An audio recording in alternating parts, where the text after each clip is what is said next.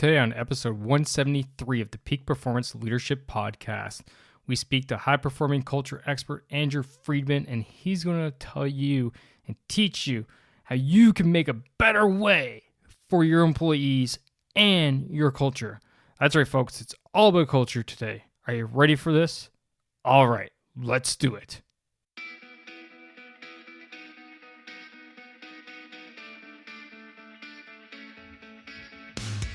Welcome welcome all to the Peak Performance Leadership Podcast, a weekly podcast series dedicated to helping you hit peak performance across the three domains of leadership. Those being leading yourself, leading your team, and leading your organization. This podcast couples my 20 years of military experience as a senior Canadian Army officer with world-class guests to bring you the most complete podcast of leadership going. And for more, feel free to check out our website at movingforwardleadership.com. And with that, let's get to the show.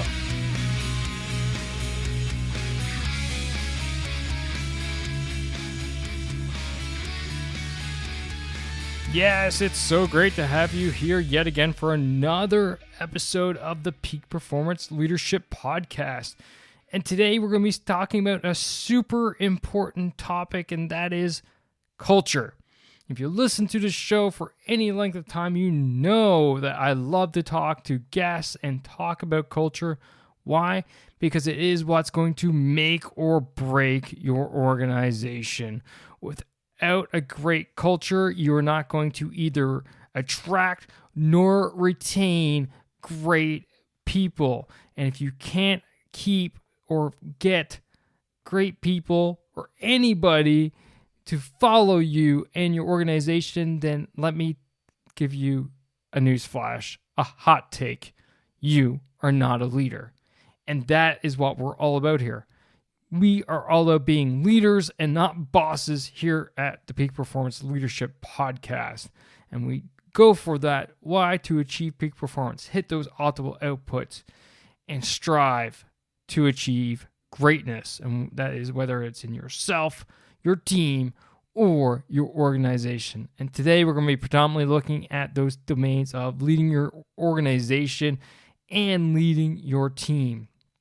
So today I got Andrew Freedman, who's a long time advocate for maximizing human potential, creating positive change personally and professionally.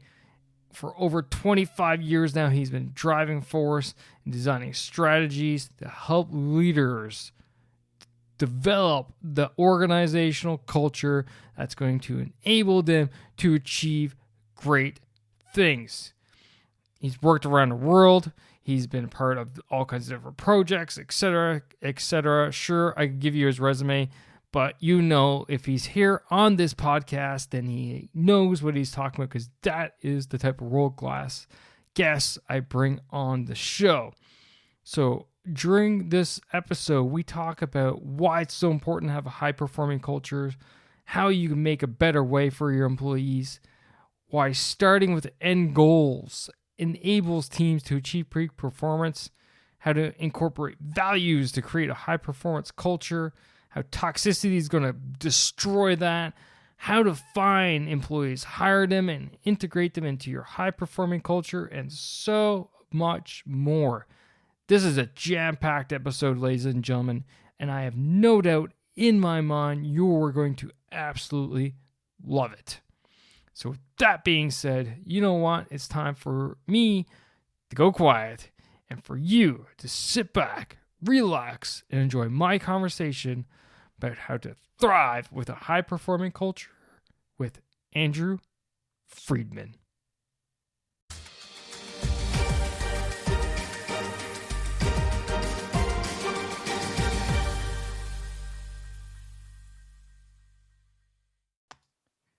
Andrew, man, welcome to the show. So great to have you here today.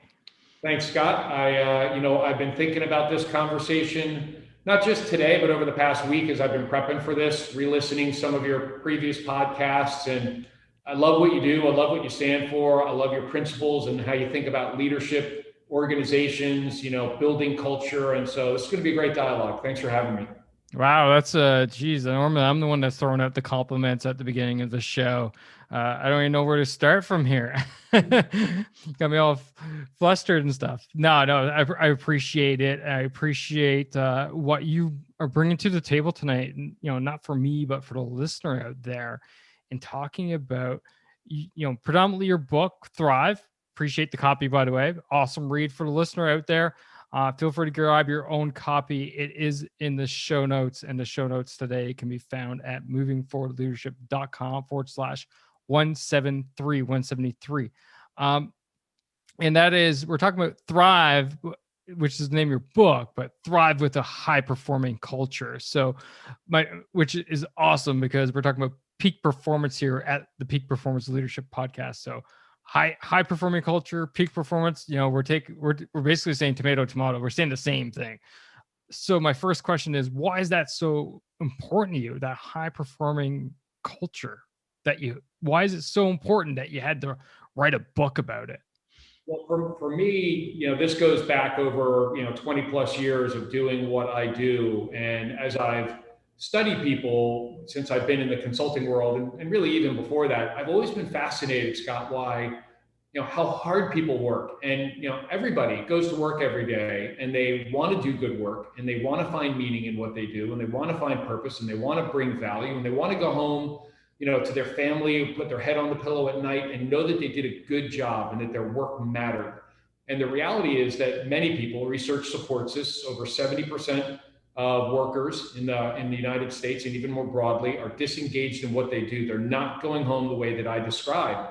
And so I've been, wondering and studying and helping organizations figure out better ways to get people feeling more like this. And so in the work that I've done, I've recognized, realized, gotten access to, and designed systems to help leaders find a better way to give people more meaning. It's not okay, in my opinion, for people to go home feeling less than, not more, feeling depleted, not energized, feeling like crap about their contributions, frankly, and not knowing if they mattered during the day. That's just not okay for me. That's not what I stand for. That's a big reason why I had to write this book.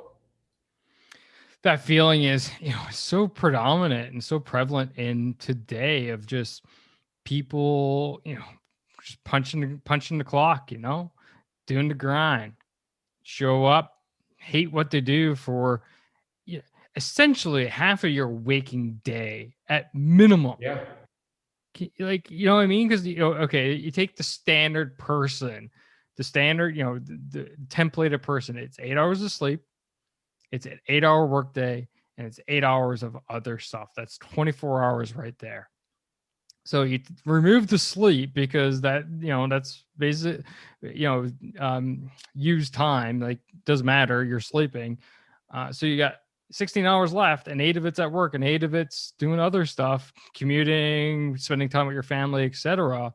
So half your waking day you spend at something that you effectively despise. Now, that is a problem. And over the past 15 months, at least at the time of this recording, and it's going to go on for a while, we're still working through this pandemic. And so people aren't commuting. They're not going to the office. Their commute is from their bedroom to their kitchen or their bedroom to the office or the living room to the dining room. And so some of that decompression time where people would just think on their drive or listen to a podcast, for God's sakes, or just clear their mind, they don't even have that now. So what our research over the hundreds of companies we've studied over the past 15 months is showing us is that many people, most in fact, are working up to 4 more hours a day. They're getting on email earlier. They're staying online later. There just is no escape. And so, now you take that 8 hours and make it 12, and you're really talking about half of somebody's waking hours. And it's just unbelievably depleting. I mean, the number of people who are on anxiety medication, stress relief, sleep quality is poor. That's not high performing individual. That's not high performing organization. That's not a way to thrive, but there is a better way. There is a better way. All right. I got an itch. Let's scratch it. You said there's a better way. So let's dive into, well, what does that better way look like? Because I'm sure a lot of companies out there are like, well, I don't know if they're actually doing work. I don't know if, I'm getting the output or whatever. So what is this better way of working, especially what you hinted at right now, the ongoing pandemic, because I agree with you. I don't think we're starting to see the pinnacle of light, but I don't think it's as big as what it's made out to be right now. I think we're in this for a little bit of a longer haul, which, don't get me wrong, I want this thing to be over as quick as the next person. I'm ready to go back to watching hockey in real life and a bunch of other stuff. So, Well, let's ask you this. Maybe we'll come back to this topic called hybrid work later during the conversation. We'll see where the dialogue goes. But in terms of the better way, I'll give just some of the nuggets from the book Thrive that you mentioned to our listeners, because I want, much like you do, everybody that's listening to this to walk away with immediate, massive value, things they can put into play right away. So one is just an organizing framework of how people think. And I call it this right to left thinking instead of left to right thinking. What I mean by that is most leaders, most organizations, they work left to right. And what that means is they start thinking about, what are the tasks that people need to create? What are the tasks that people need to do every day? And so that's why you see so many leaders focused on, especially in this remote environment where they can't physically see their workers in the office. They don't know what time they're showing up. In many organizations, traditionally, still, you've got thinking where like busyness equals worth. If I can see you show up at a certain time, that equates you're working hard. If I see you in your office late, that means you're delivering value, and it actually doesn't. So left to right thinking is more about what are the tasks you're doing, and how do I equip you to do more of those tasks, and hopefully you'll deliver some value that meets some goals that help us win. That's a backwards, busted way of thinking. A better way is working right to left, which starts with leaders really helping their people understand what does success look like. And I'm talking about organizational vision. Where are we going? What's the purpose of our company? Not to make a profit, but really, why are we here? What are our key goals and our strategies? And what does that look like? And how does that connect to every single person in the organization? So I know my role, how that connects to where we're trying to go as a company. What is success? Then you move one click to the left and you go, okay, if this is success for the company, then in my role, what's the value that I need to create and I need to produce? And if I'm really clear on that, outputs, outcomes that I need to produce, it could be revenue, but it could also be a quality of relationships. It could be, type of trust that I build in our customers. It could be a pipeline of innovation. There are things I need to produce. Then we can focus on the tasks I need to do and the influences that will help me do those tasks better. That's a much more, not just efficient, but proficient way to do it. And it gets individuals and leaders focused on the metrics that matter most instead of trying to measure everything under the sun, most of which truly has nothing to do with building performance or engagement. I really enjoy what you had to talk about there, and it's funny when you were talking at the beginning. You were talking about left, right to left, and leaders watching their employees, and are they working? What time is it? Oh, it's at 9. Oh, it's 9:05. Jane's just walking in now, or it's 3:55, and Joe's heading out the door. I refer to those people as clock watchers, and I remember I had one as a boss. For 2 years, a while ago now. Wow, was he ever a clock watcher? I'd walk in at like 9:03 when I'm, my work hours was 9 to 4, and he'd be like, "Oh, 9:03, hey Scott," and I'll be like, "Yeah, it's 9:03 because I spent 3 minutes, one, using the washroom as I came in, and two, having a conversation with someone in the hallway about something. But yeah, it's 9:03 and I'm not at my desk yet. Got it." Or it's 3:55 and I'm like, "Oh, time to punch it in." And what am I going to achieve in the next 5 minutes that's going to be of any value? And I need to get home to my young kids. So it drove me nuts. Now, don't get me wrong, he was a nice guy and did some good things for me, but that aspect of him drove me nuts to the point where I started actually like circumventing. So I'd actually like slip out through a little back way that we had, that I wouldn't walk by his office when I was punching out a little bit early, or I'd come in and vice versa. And he'd be out and he'd walk around and suddenly I'd be at my desk and be like, "Oh, you're in." I'm like, "Yeah, I've been in for a while." But the reality is, I've been in for like 2 minutes. One of the things that's funny about what you're describing is, you mentioned like a workaround, right?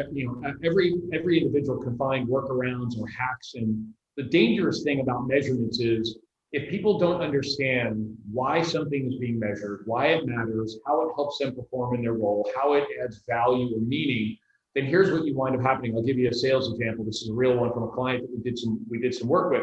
They rolled out a new CRM solution. It was Salesforce.com, which I love that solution. When it's configured right and it aligns to a business's goals and strategies, it can be really robust and powerful.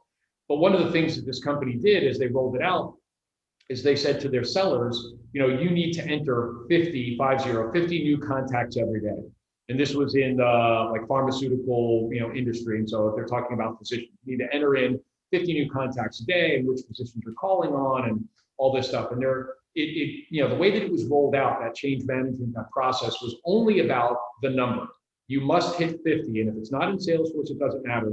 And we're going to publish a list every day of the people that don't hit their 50.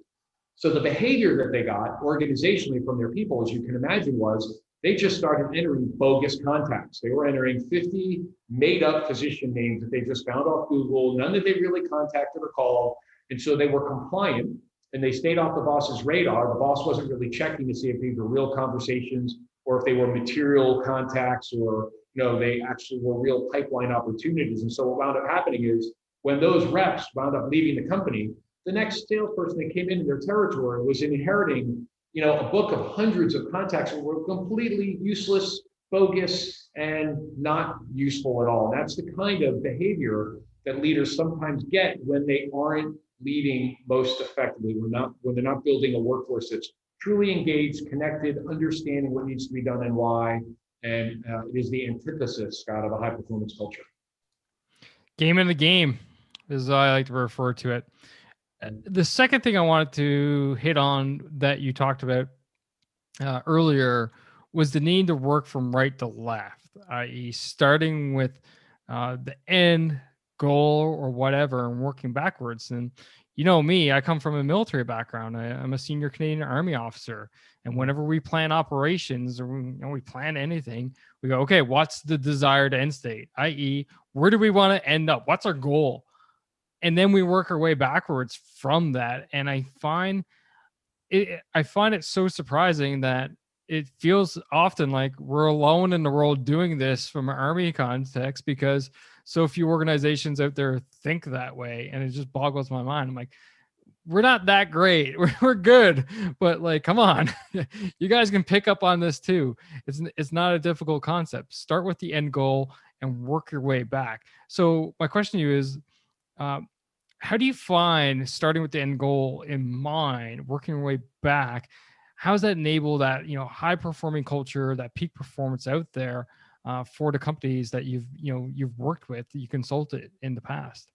Yeah, the biggest benefit of thinking and working right to left is that it creates two things: clarity around what matters most, where we're going and why, and alignment. And those are the two things that we see when organizations are working harder than they should to achieve success, or they have lower levels of engagement or a lot of performance variance across critical roles, and they wind up maybe hitting some of their targets, but it's like a slog to get there. They lack clarity and alignment. And so when you define success, some of those elements that I mentioned before, you've got a really clear vision, a clear purpose, clear goals, clear strategies, but also then what happens is organizations can be really purposeful about what investments do they make, what projects and initiatives do they commission, what decisions do they make, and what decisions do they not make. So there's always clear rationale. It's like the old story about Southwest Airlines when they got started. And they talked about these frequent point-to-point departures, the hub and spoke model, low price, low cost. They wanted to turn their planes around in under 17 minutes, get back up in the air and get people moving. And with that, that type of clarity around what was important, you can imagine that if Herb Kelleher at the time went into a meeting, and this is a true story as I heard it anyway, and he was always thinking about like what new ideas and what innovations, and he had a staff member that said, I got a great idea on how we can get more people to fly our airline. Let's serve really good food. People love good food on airplanes. And Herb said, help me understand how serving great food aligns to our frequent point-to-point departures, our quick turnaround time, our low cost advantage. And he said, well, I guess it doesn't. Right. Okay. So don't feel badly about that. But next idea, when you start right to left and you're really clear on the definition of success and the outcomes that matter most, it really makes the decision-making process and the way that people work so much more streamlined. It takes all the friction, all the confusion, all the ambiguity, all the politics, all the turf wars, all the silos out of the picture. That's what fosters better performance. Love it. I was actually coaching a client today, and effectively did this with them. He got shiny object syndrome, and it's like, ooh, this thing over here. And I'm like, all right, let's talk this through. Let's look at it from a holistic picture. I'm like, and I didn't use him, but rather I used me as the example. I'm like, okay, so if this was me, this is how I would look at this. I'm like, how does my business avatar care about this? Doesn't. Then it's a no. But let's assume my business avatar does care about it. Okay, cool. All right, now let's go and ask my actual clients that I have, that my pool there, my prospects. I'm like, hey, would this sound of interest to you? And if they say no, guess what? It's a no. I dump it. And then still, even if they say yes, then I look at it and go, okay, is it aligned? Does it meet, my values? Does it, and that, is it something that I can reasonably pull off? Go through all these checklists of going through, because I have finite resources, time being my biggest problem, i.e. being a side hustler and a solopreneur, an entrepreneur. And does that, help me in my end state vision and goal? And the answer is most likely going to be no. And as soon as, probably 5-10 minutes of working through this problem with my client, he's like, you're right. He's like, total shiny object syndrome. I'm squirreling. I'm like, yeah, you are. You're going after something that, it doesn't make sense for you where you're at right now with what you're trying to achieve in your end state goals to go after that. So that's why I always love looking at the end. Do you mind if I reinforce one of the things? Shoot. One of the things that you said, that I loved everything you said, but there's one point that is really important for your listeners to hear, and that was, you mentioned values. Because there's so many businesses out there that you could sell to, or I could sell to. I mean, I truly believe this in what we do in my firm. There's not a company out there that we couldn't help. But if their values don't align with our values, if they really don't believe that high performance culture is important, if they don't really believe that a high performing culture, a winning culture, is a true competitive advantage, then I can tell you that engagement, that work, that impact that we have is going to be less than it could be or should be. And I don't want to spend my time, nor my team's time, working with clients whose values don't align with ours. It doesn't make them bad people. That doesn't mean their business is going to fail. There's plenty of businesses that are doing really, really well whose value structure doesn't align with mine. They're just not good clients for us. And that's really important for people to get down. There's plenty of business out there. Be really choosy about who you pick. Yeah, totally agree. And I've turned people down just because of, it's just like, we're just not a good fit for, X, Y, or Z reason. And often it's because that values, but you kind of dovetailed into a nice little stream path to go down. And is that, from your standpoint, what's the best way to incorporate values to create that high performance culture? Because from my standpoint, values do matter, and that definitely helps in creating that culture and creating that high performance culture. Because if you don't care about values, suddenly people are doing whatever the hell they want, and that's not what you want. Yeah, well, you nailed it. Values in and of themselves don't do anything. Meaning, if an organization has values, and most do, like look at their websites, and they've got it, on the website, and they've got it, published in their employee handbook, and maybe it's even like on a wall in an office that nobody goes to anymore at this point. But that doesn't mean anything. What really matters is that there are associated behaviors with each value. So, for example, if we say like drive change or have fearless agility, people need to understand contextually, what does that mean? What does that look like? And so values, when they're used appropriately, they're not used as weapons. They're used to guide the way that people think, the way that they make decisions, the way that they resolve disputes, the way that they deal with customers, the way that employees treat each other. This is the way that you want to use values. It's like, before we make this decision, does this align with our values? I'm not really sure what we should do here. I don't know. What would our values guide us to think about or to do? That's the way that as an organization, the values are the foundation for everything. Absent of, financial performance, values should be the way to go what's most important to us. That's how leaders want to think about and put to use their values. So the vision is what pulls people, big, aspirational, forward-looking, bold, audacious, values really being the foundation that supports everything about the organization. That's a good package. Vision at the top, values as as that solid bedrock. I think I think one of the things that get misunderstood with values is you kind of hinted at it, oh, we put it up on the wall or it's in the office that no one goes to anymore. And I was having a good chuckle as you talk about that stuff. But really, it's like values, sure, you can go ahead and you can put all these things up and on the wall and all that stuff, but it's actions. So you can say we value this, that, or the other thing, but if your actions don't speak to those words, then really, is that your values? I would argue no. Your actions need to represent the values that you say that you hold dear to your heart for your organization. And often you see organizations saying one thing, but they're actually doing something 180 to that. And the litmus test for many organizations, I'm sure you've seen this movie before, is where you have somebody that maybe has a really senior position or is a high producer, if it's a sales role or a manufacturing output role, but they are just toxic. You know what I mean? And I know your listeners know what I mean when I say toxic.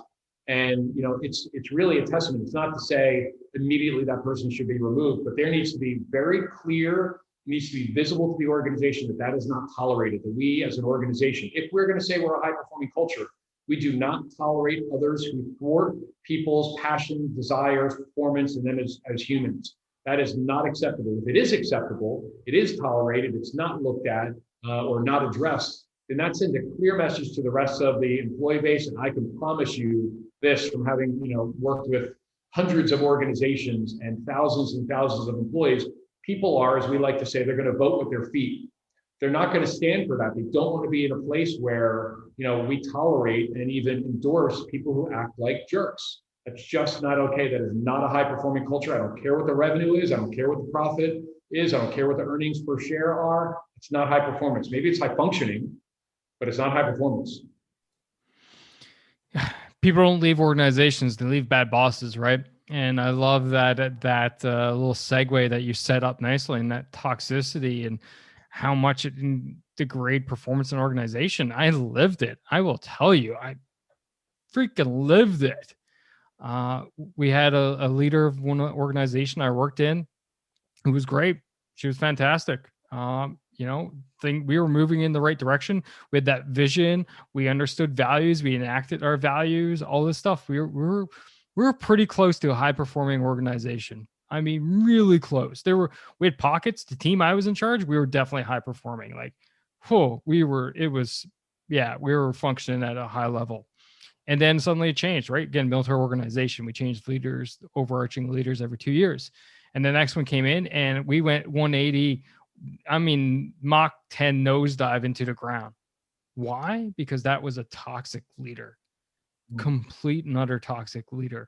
And unfortunately, right at the head. Now, what I'd like to get your advice on out there. So we got a lot of leaders who listen to the show are senior leaders. We also have a lot of junior, starting out, middle managers, they got a boss between them and, their boss's boss. If their boss, their leader is one of those toxic people, what's your best advice for them out there? How do they protect their people? How can they keep that high performance going, at least within their team? And what should they do about their toxic leader themselves? Yeah, I'm gonna try to hit. I think there's two questions there. One specific with their team. So culture is a multifaceted thing. So within any organization, there's multiple cultures and subcultures.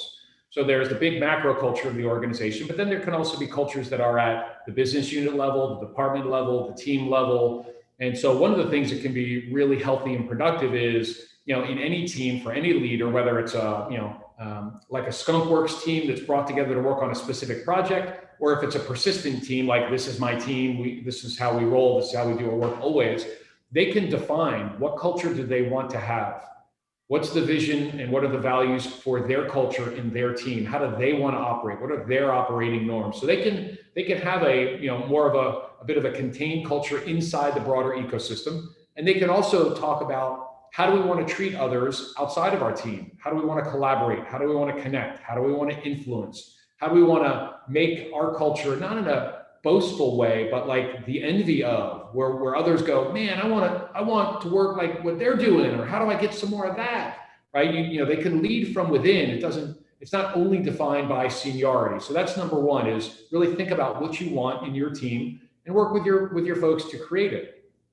With a direct supervisor that is toxic, a person has a couple of options, maybe a few. One that I know and that I espouse the most is, just direct, authentic, and honest conversations, always coming from a place of caring. So I would ask somebody who is displaying toxic behavior questions like, I'm observing you doing this.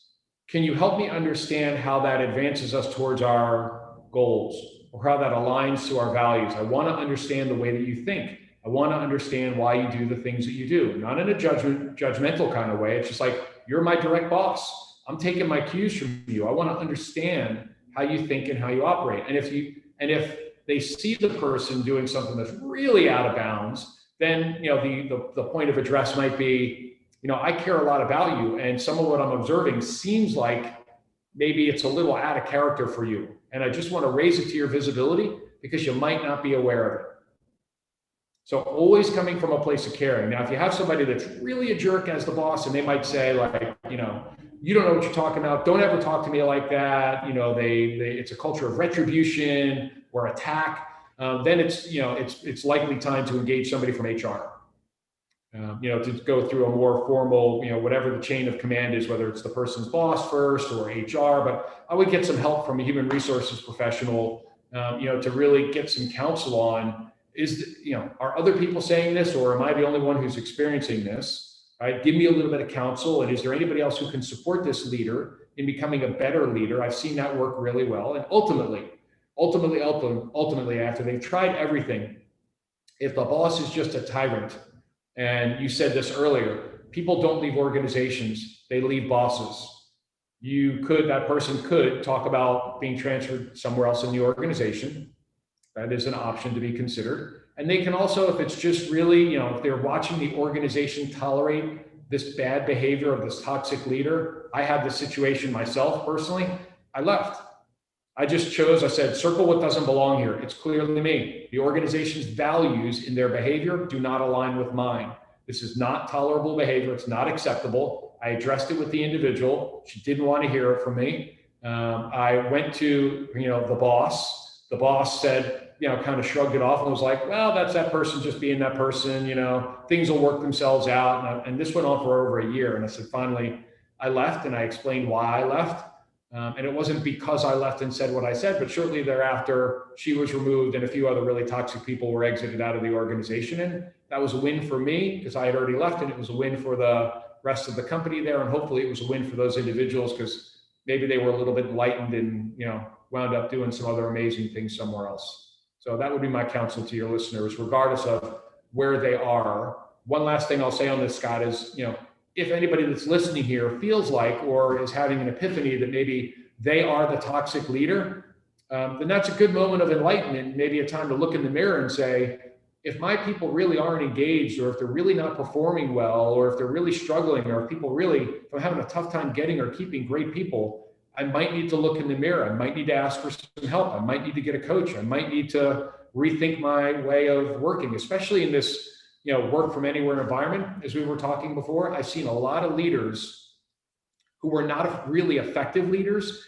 in the in-office experience, who are really struggling in this work from anywhere environment, because what they're trying to do is shoehorn their old, antiquated, ineffective management practices into this new virtual reality, and it is blowing up big time in their face. And they just really need help. They really need help.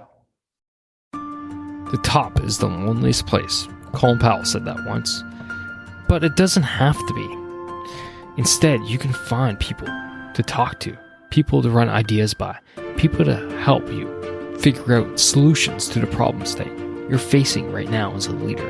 And see, I felt alone once, and I decided to start the podcast. And with the podcast, I decided that I needed to help people like like you more. So that's why I started the Pivot for Leadership Facebook group. Leadership skills for managers to be leaders, not bosses. You can find it at movingforwardleadership.com/group. And come join us. It's completely free for you to join us and talk leadership with us day in, day out. So check us out again at movingforwardleadership.com/group. Now back to the show. There's a lot of great things in there you just said. Where to start? I go back a little bit, and I liked your approach. I refer to as it's basically appreciative inquiry, like coming from their standpoint and looking at the situation and just trying to get in their shoes and their seat and basically in their head and understand. But in the same time, you're hoping, if you're really certain that whatever they're doing is completely wrong, that they come to their senses and realize that, hey, I'm being a jerk here, or this is not how I should be acting, or oh wait, now my integrity or how I operate is being questioned. And maybe they will have that epiphany moment that you suggested at the end. My experience, unfortunately, is that most don't, because there's a lot of ego that goes involved with a lot of these people, and sometimes people just don't know. Unfortunately, they end up sucked into what I sadly refer to as the abuse cycle, because they, quote unquote, grew up in an organization where this, like you talked about, was tolerated. And they go, oh, this is how it is. Got it. I'm in charge now. I get to yell at people. I get to demand things of people that is unreasonable. I get to tell how much they suck and how they need to go home because, they're useless and all this other garbage that goes on out there, not realizing that, congratulations, much like what you said way back, is that, yeah, that's going to get you short-term productivity, but that's not going to achieve long-term high performance. And I think that's a huge difference out there that leaders need to understand. Yeah, you can go ahead, you can get that project done on under budget, earlier than anticipated and all this stuff by basically walking under people. But what you're going to end up finding is, like what you said, people are going to end up voting with their feet.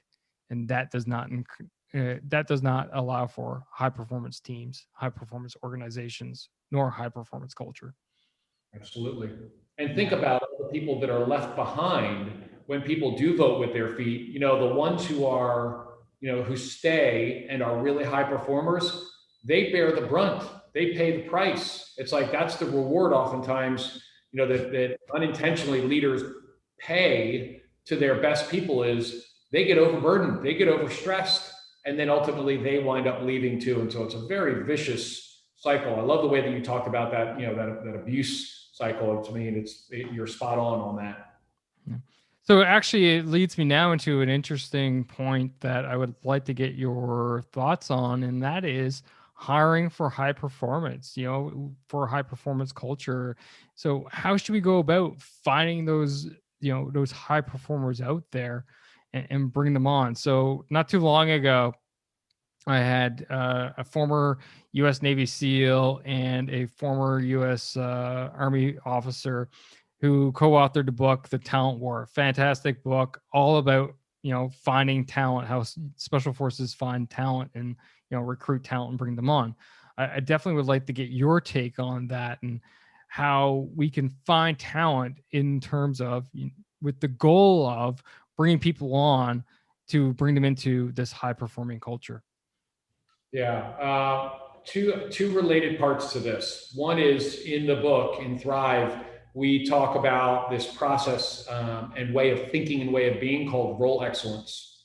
And there's an actual documented example of this on the website we created from the book, which we can put in the show notes.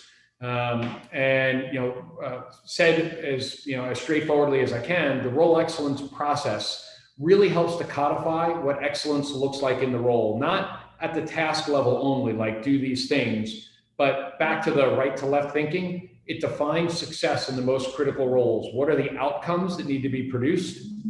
What are the measures of success that would let us know that a person is winning in the role? What are the specific key tasks that people need to do to produce this value? And then what are the influences that can make it harder or easier for people to do their work? So this is one package, one process, one tool set, one way of thinking called the role excellence process.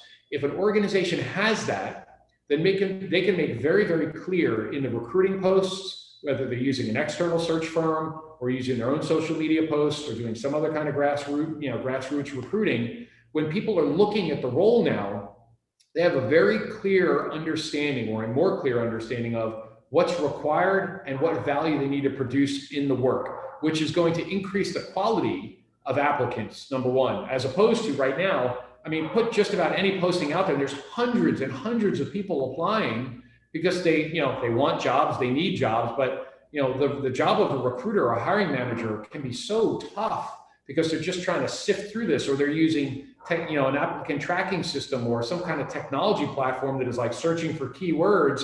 And so people are just trying to game the system and put keywords in to bypass the technology. You're missing out on the truth and the honesty and the integrity of making the match. So one is more clarity around what the job really requires. That's one. The second part is use data and algorithms. Use some kind of testing mechanism. We use a DNA diagnostic, not just for hiring, but for ongoing development of incumbents in the role. Try to understand what motivates a person to take action. What are their core competencies? What are the behaviors? And so you can use, like, it doesn't matter, we use a DNA one, but there's predictive index, there's Myers-Briggs, there's Hogan. I mean, there's a battery of assessments. Use something, because absent of that, what hiring managers and recruiters are generally going by, whether they admit it or not, is their gut, their instinct, their intuition, and the likability. Do I like you? Do we have something in common? Do we get along? Do I see myself in you? Do you value the same things that I do? And time again, that what the data supports is we stink at hiring based on gut. It just does not support it. People look at resumes and they go, oh, Andrew looks like he's got a ton of talent. Look at all these accomplishments. Talent is, Jeff Colvin wrote a book years ago called Talent is Overrated. Talent alone does not translate into high performance. You've got to look at all these other things. So role excellence, clarity, diagnostic, that is a recipe for much more precise hiring. Yeah, I like that whole, basically having some kind of form of test done, like Myers-Briggs and stuff like this, because you can get an idea of how that person operates, how they think a little bit from these tests and stuff like this. I had a guest on the show a long time ago, a gentleman by the name Terrence Hughes, and he's what was he? Top one of 30 under 30s from a number of years ago, and he employed Myers-Briggs into his company, and he says that's why I got 30 under 30, because we took this and ran with it to the point where they actually had their strengths listed on their doors.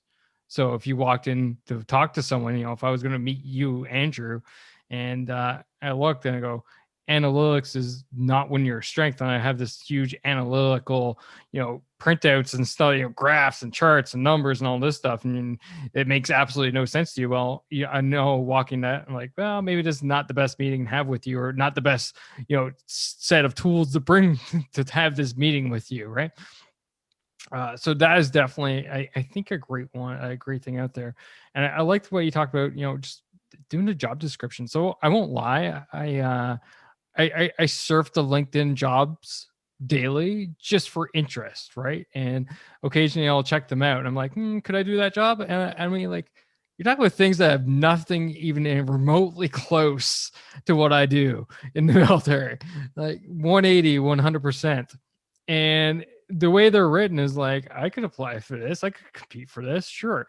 Put me in the interview and I'll compete with anybody out there because of the way it's written. And it's just like, how? But yeah, clarity is definitely key, and having that understanding. I like what you said, that talent isn't necessarily everything. I agree with you to a certain extent, but I think I go more with Mike and George in that. I like talent because there's a lot of things that get ingrained with people who have talent. And when I talk about talent, I don't mean talent as in with the task at hand, i.e., oh, you're good at sales, or you're good at C++ computing or programming and stuff like this. I mean, you have those talented things that make you human. You're personable. you have that self-discipline, you have that drive, that motivation, because guess what? The other stuff you can learn. You can, someone can teach me sales. Will I be the best salesperson out there? Probably not, but someone could teach me sales. I could learn Java. I could learn C++. I could learn how to code. But that self-discipline, that years of being ingrained into me. And that's something that you can't necessarily just learn per se. Well, I mean, I don't want to misrepresent my point. Talent is necessary. It's just not sufficient, right? Talent alone will not, I mean, it does not. Data after study after study that we've done and others have done, it just doesn't translate. You can't say because somebody's talented, they will thrive in this role. They might have talent that will translate to help them be successful, but I mean, we've seen how many people who are, gregarious, outgoing, great personality. They can influence. They love other people. People love them. They can have good conversations. They got great oral skills. Put them into a sales role, and it's like, oh my God, they're going to be a natural. Everybody loves this person. But if they're not organized, if they can't assess client needs, if they can't put together, clear stories with data supporting, why buying something from them would make sense, if they're terrible at, math, just as an example, and math is required in a particular sales role, they're not going to be as successful as they could be, is really the point. So talent necessary, just not sufficient. That's all. No, that's fair, valid arguments. I will definitely give you that for sure, sir. Oh man, this has been a great conversation, much like you said at the beginning. And it's sad that we're just going to have to wind this down, but I do want to respect your time and as well the listeners' time, right? So we try to quality over quantity. But Andrew, before we wrap up, I got a couple last questions for you. One being a question I asked all the guests here at the Peak Performance Leadership Podcast. According to you, Andrew Freedman, what makes a great leader? Well, I think it's a few things. Empathy, compassion, heart, drive, a relentless pursuit of excellence, a bias for action. Those are things that I would put towards the top of my list. And somebody that can really, create clarity and mobilize others towards a common goal, common mission, and common vision. I think those are all essential for somebody to be a great leader. That relentless pursuit of excellence just like spoke, shot me right in the heart in a good way there. Because I live by the Japanese term Kaizen.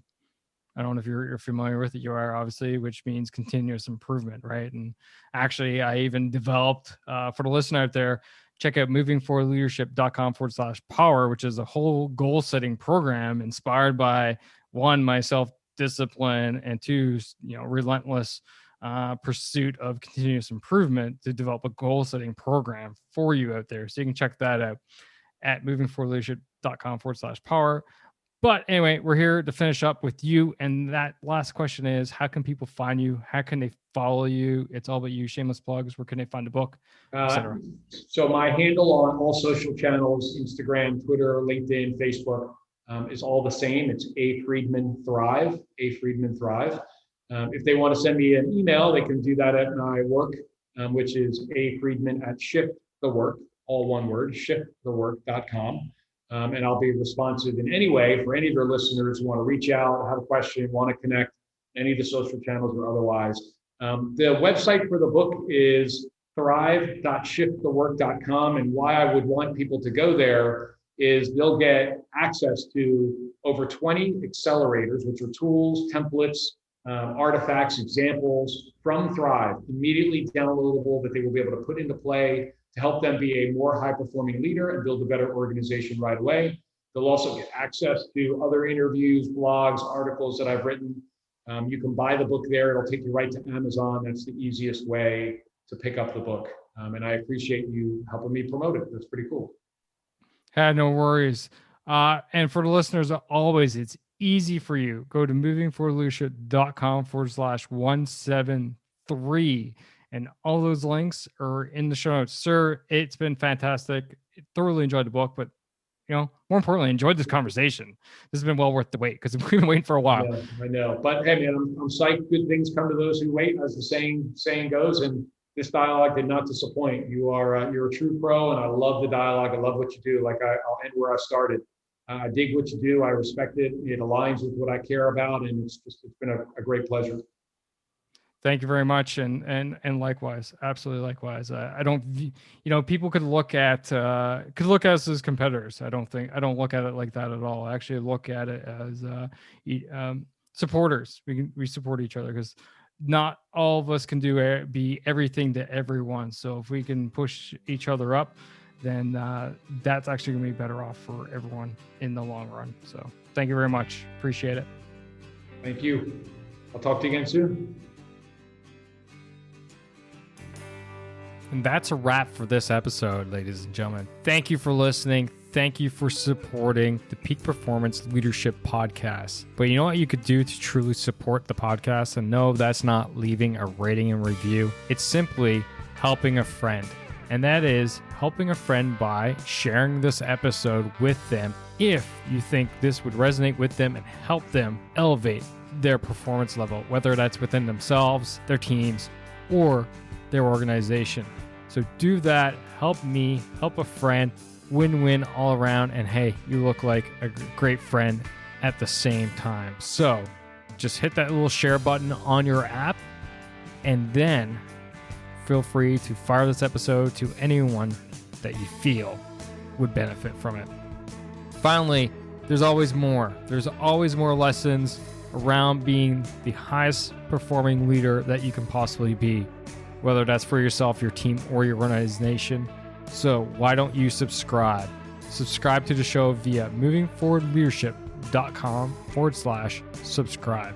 And until next time, lead, don't boss, and thanks for coming out. Take care now.